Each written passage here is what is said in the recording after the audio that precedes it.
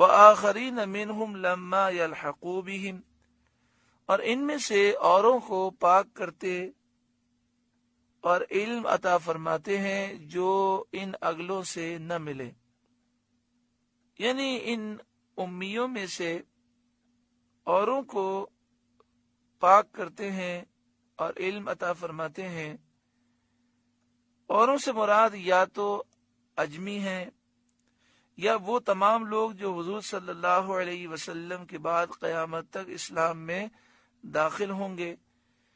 ان کو آپ صلی اللہ علیہ وسلم پاک کرتے ہیں اور علم عطا فرماتے ہیں جو ابھی ان اگلوں سے نہیں ملے، یعنی ان کا زمانہ نہ پایا، ان کے بعد آئے یا فضل و شرف میں ان کے درجے کو نہ پہنچے، کیونکہ صحابہ کے بعد کے لوگ خواہ غوث و قطب ہو جائیں مگر فضیلت صحابیت نہیں پا سکتے۔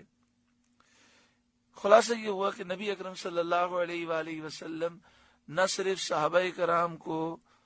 پاک کرتے ہیں، علم دیتے ہیں، بلکہ حضور کا فیض تا قیامت جاری ہے، جسے پاکی، معرفت، قرب الہی اور علم کی نعمت ملی، یہ حضور ہی کا صدقہ اور وسیلہ ہے۔ تو آج اگر کسی کو چاہیے کہ وہ پاکیزگی چاہتا ہے، علم چاہتا ہے، تو سرکار دو عالم صلی اللہ علیہ وآلہ وسلم کے دامن سے وابستہ ہو جائے، حضور کی نگاہ کرم سے یہ ساری نعمتیں نصیب ہوں گی۔ وَهُوَ الْعَزِيزُ الْحَكِيمُ، اور وہی عزت و حکمت والا ہے۔ ذَلِكَ فَضْلُ اللَّهِ يُؤْتِيهِ مَن يَشَاءُ، یہ اللہ کا فضل ہے جسے چاہے دے، وَاللَّهُ ذُو الْفَضْلِ الْعَظِيمِ، اور اللہ بڑے فضل والا ہے، یعنی اللہ تعالیٰ اپنی مخلوق پر بہت فضل والا ہے۔ اس نے مخلوق کی ہدایت کے لیے اپنے حبیب محمد مصطفیٰ صلی اللہ علیہ وآلہ وسلم کو بھیجا، مبعوث فرمایا۔ مثل الذین حملوا التوراۃ، ان کی مثال جن پر توریت رکھی گئی تھی اور اس کے احکام کا اتباع ان پر لازم کیا گیا تھا، وہ لوگ یہودی ہیں، ثم لم يحملوها، پھر انہوں نے اس کی حکم برداری نہ کی اور اس پر عمل نہ کیا، اور اس میں سید عالم صلی اللہ علیہ وآلہ وسلم کی نعت اور صفت دیکھنے کے باوجود حضور صلی اللہ علیہ وآلہ وسلم پر ایمان نہ لائے، کمثل الحمار، گدھے کی مثال ہے، یحمل اسفارا، جو پیٹھ پر کتابیں اٹھائے، یعنی وہ گدھا جو پیٹھ پر کتابیں اٹھاتا ہے، ایسی مثال ہے ان یہودیوں کی جو توریت پر عمل نہیں کرتے، کہ گدھا بوجھ کے سوا ان کتابوں سے کچھ بھی فائدہ نہیں پاتا، اور جو علوم ان کتابوں میں ہے ان سے بالکل وہ واقف نہیں ہوتا۔ یہی حال ان یہودیوں کا ہے جو توریت اٹھائے پھرتے ہیں، اس کے الفاظ رٹتے ہیں اور اس سے نفع نہیں اٹھاتے، اس کے مطابق عمل نہیں کرتے۔ یہی مثال ان لوگوں پر صادق آتی ہے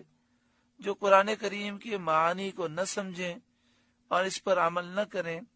اور اس سے اعراض کریں، منہ پھیر لیں۔ بئس مثل القوم الذین کذبوا بآیات اللہ، کیا ہی بری مثال ہے ان لوگوں کی جنہوں نے اللہ کی آیتیں جھٹلائیں، واللہ لا یہدی القوم الظالمین، اور اللہ ظالموں کو راہ نہیں دیتا۔ قل، اے محبوب آپ فرمائیے، یا ایہا الذین ہادو، اے یہودیوں، ان زعمتم انکم اولیاء للہ من دون الناس، اگر تمہیں یہ گمان ہے کہ تم اللہ کے دوست ہو اور لوگ نہیں، یعنی تم یہ سمجھتے ہو کہ اور لوگ اللہ کے دوست نہیں ہیں، تم ہی اللہ کے دوست ہو، جیسا کہ تم کہتے ہو کہ ہم اللہ کے بیٹے اور اس کے پیارے ہیں، فَتَمَنَّوُا الْمَوْتَ إِن كُنتُمْ صَادِقِينَ، تم مرنے کی آرزو کرو اگر تم سچے ہو۔ اگر تم یہ کہتے ہو کہ ساری کائنات میں ہم ہی اللہ کے دوست ہیں، اللہ کے پیارے ہیں، اللہ کے بیٹے ہیں، تو مرنے کی آرزو کرو کہ موت تمہیں اللہ تک پہنچائے، اگر تم سچے ہو اپنے اس دعوے میں۔ وَلَا يَتَمَنَّوْنَهُ أَبَدًا بِمَا قَدَّمَتْ أَيْدِيهِمْ، اور وہ کبھی موت کی تمنا آرزو نہ کریں گے ان کرتوتوں کے سبب جو ان کے ہاتھ آگے بھیج چکے ہیں، یعنی اس کفر اور تکذیب کے باعث جو ان سے صادر ہوئی ہے، یہ جانتے ہیں کہ یہ کام غلط کر رکھے ہیں اور اللہ کے غضب سے بچ نہ سکیں گے، اس لیے کبھی بھی یہ مرنے کی تمنا نہیں کریں گے۔ واللہ علیم بالظالمین، اور اللہ ظالموں کو جانتا ہے۔ قل، اے محبوب آپ فرمائیے، ان الموت الذی تفرون منہ، وہ موت جس سے تم بھاگتے ہو، فإنہ ملاقیکم، وہ تو ضرور تمہیں ملنی ہے، کسی طرح اس موت سے بچ نہیں سکتے۔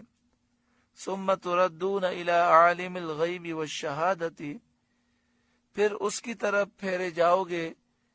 جو چھپا اور ظاہر سب کچھ جانتا ہے۔ فَيُنَبِّئُكُم بِمَا كُنتُمْ تَعْمَلُونَ، پھر وہ تمہیں بتا دے گا جو تم نے کیا تھا، پھر وہ تمہیں بتا دے گا، تمہیں خبر دے گا ان تمام اعمال کی جو تم کیا کرتے تھے۔ تو لہٰذا اپنے اعمال کی اصلاح کرو، توبہ کرو، جب تم سمجھتے ہو کہ تم غلط ہو اور مرنے کے بعد پھنسو گے اور موت سے فرار بھی ممکن نہیں، تو موت سے پہلے توبہ کرو اور دین کی طرف آ جاؤ۔ اللہ تعالی ہمیں عمل کی توفیق عطا فرمائے۔ ہم مسلمان ہیں لیکن موت سے ڈرتے کیوں ہیں؟ اس لیے کہ ہمیں ڈر لگتا ہے کہ مر کر اللہ کو کیا جواب دیں گے، ہم نے تیاری نہیں کی۔ لیکن یہ ڈر کے باوجود بھی ہم تیاری نہیں کرتے، توبہ نہیں کرتے، حالانکہ ہمارا عقیدہ ہے کہ ایک مقررہ دن جو لکھا ہوا ہے، جو موت کا وقت ہے، اس دن ہم دنیا سے ضرور جائیں گے۔ تو جب موت سے فرار ممکن نہیں اور مرنے کے بعد اللہ کو جواب دینا ہے، تو بہتر طریقہ یہی ہے، صحیح طریقہ یہ ہے کہ بندہ سچی پکی توبہ کرے اور ایسی تیاری کرے کہ جب موت آئے تو اسے شرمندگی نہ ہو۔ اللہ تعالی عمل کی توفیق عطا فرمائے۔ سورۃ الجمعہ کا پہلا رکوع مکمل ہوا۔ اللہ اس کے نور سے ہمارے قلوب کو روشن فرمائے۔